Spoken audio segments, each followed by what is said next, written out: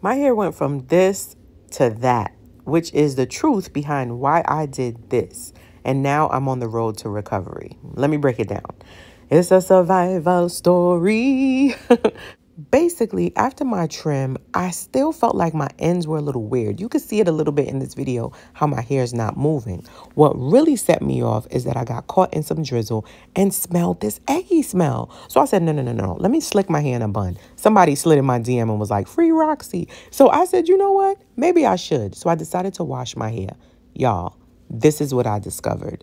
Look at my ends. Where are the curls? There are none. I wanted to fight. I was so pissed off. And then I went from angry to just sad. I was like, this is Roxy. This is my hair, my signature look. What am I going to do? Like, seriously, how did I get from this to that? What? So 3 days later, I decided to wash my hair. I said, maybe I'm bugging. I wasn't bugging. Look at the ends of my hair. I really started to get sad because what wasn't curling just didn't even look like the curls that came out of my scalp naturally. Everything seemed altered. My cousin told me it was giving Edward Scissorhands, and I said, you ain't lying. So I decided to take matters into my own hands. I said, this is a first world problem. Let me do some research, get some inspo, go to a beauty supply, which was in Philadelphia because I went to visit my best friend. And this place had every type of hair. Finally, I was able to find some hair that was the closest to mine that would give me the look that I wanted. Anybody home? Good. Don't forget to like, subscribe, and put your alerts on so you don't miss a thing. This is the hair all laid out, ready to be installed. I can't remember the brand. Don't kill me. I'll get it to you eventually. But it was a mixture of locks and twists that I wanted.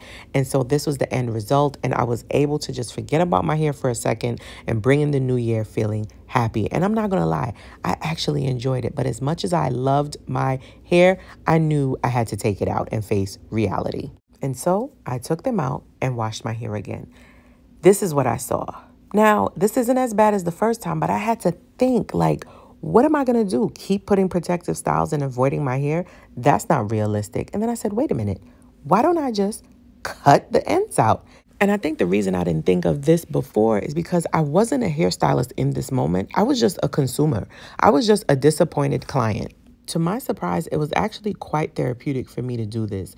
I literally went around my whole head and started to razor all of the straight ends off. This is what I was left with. And because curly hair is so deceptive, anything that I didn't get, I was just able to zhuzh and tuck and hide away until the next time that I washed my hair. My left side, which is the right side on the screen, is probably the side that needed the most cut and looked like a Rottweiler just bit off my hair. But I didn't care because I just kept zhuzhing and kept zhuzhing and kept zhuzhing. So I left my hair like this for a few days, and by the time I needed my next shampoo, I actually blow dried it straight so I could put a hat on and again forget about it for a little bit. Several days later, this is what I was left with.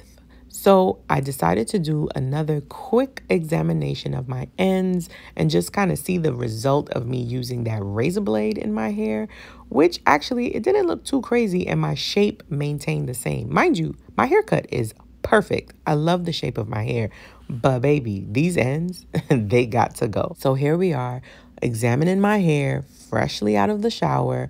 I'm putting the white towel up so you can see, even though I took a razor blade to my head, there was still so many straight pieces left. At least that's how it looked. So I was very anxious to just start my drying process and really see the effects of what I did with the razor blade. And now I just go into my curly routine, which is to take a few pumps of my favorite mousse and spread it throughout my entire head. You're gonna see in a second that I bend forward when I put the mousse in my hair because that's the direction I want my hair to be. And of course, I'm paying extra attention to the ends and making sure that I'm separating the curls to let air through the hair and just try to get Roxy back to where she belongs. You want to know something funny? Even though I'm a hairstylist, I hate the feeling of wet hair and mousse. I was like, ugh, this is so gross. I can't wait to be finished. At this point, I'm basically all done and I'm just doing a final check. And then boom, I realized there is no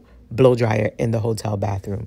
So I'm going to spare you the time that I waited to get the blow dryer. Eventually it did come and I was able to go through my normal routine, like I said, and see if Roxy was okay. One day I actually timed my process, and the way I dry my hair, you would think it takes longer, but it actually takes between 5 to 7 minutes, depending on the strength of the dryer. As you can see, I also still detangle my ends and make sure that air can get through the curls to make sure that my hair gets dry thoroughly. So this was me just doing a little quick check, and I was like, I see you, Roxy. I see you, girl. But there are still a few straight pieces that I was like, nope, we're not leaving that in. We might as well take it all off.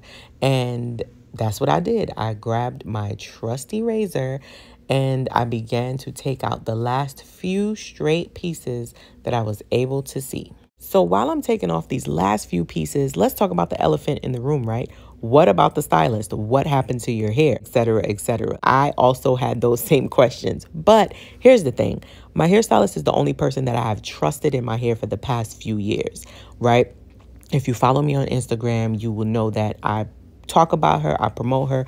We are actually friends in real life. So we had a conversation, hairstylist to hairstylist, but then I also had a conversation with her, client to stylist, right? Because when I'm in the chair, I'm not a stylist, I'm a client. With that said, I was also able to have a conversation with her, friend to friend. And so with all those different layers taken into consideration, that's what allowed me to just remain calm and put a head on my shoulder to figure out what would be the best way for me to proceed. Even though nothing like this has ever happened while my hair has been under her care, the effects of it happening are very real. So much better. The road to recovery. If you have been through something like this in the salon, you know exactly what I'm talking about. There's the physical outside effects that it takes on your hair and what people see, what you see, but then there's also the emotional damage that happens. And so with all things considered, I was able to maintain my friendship with my girl, give her grace, but on a professional standpoint, I was able to also make the decisions that would be best for me. All those little snips with the razor looked like this in the sink, and that's not too bad. While I was about to walk out the door, I saw a few more pieces and I took them off. But let me know if anything like this has ever happened to you. What did you do and how did you feel, and how long did it take your hair to recover?